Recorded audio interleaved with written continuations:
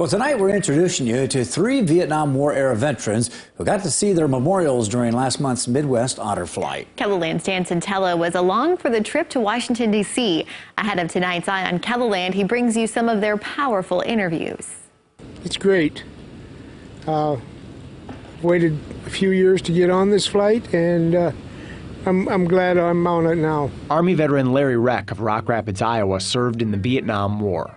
Also along on the trip are Charlie Brown of Brandon and Donald Hookey of Centerville, South Dakota. Each served with the Army in Vietnam. It's an honor to be involved. I'll tell you what, the guys I've met on the flight were just fantastic. I caught up with Brown before taking off from Sioux Falls Regional Airport.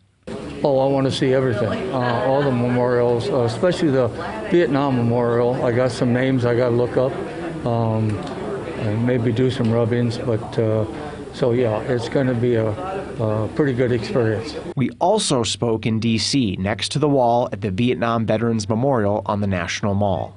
I knew certain people that were killed over there, and so yeah, I was looking for their names and I found them. I knew who they were. I knew what panel they were on. Before this trip, he had never been to this memorial. I'm so glad I went on this trip, I really am. I have my son with me as a guardian, and I think it's a good experience for both of us. I'll tell you what, my wife was thrilled I got to go. There are many stories and perspectives these veterans can share. Later tonight, you'll hear about the Vietnam era specifically from Reck, Brown, and Hookey. In Sioux Falls, Dan Santella, KELOLAND News. Dan will share more stories from these veterans in tonight's Eye on KELOLAND at 10.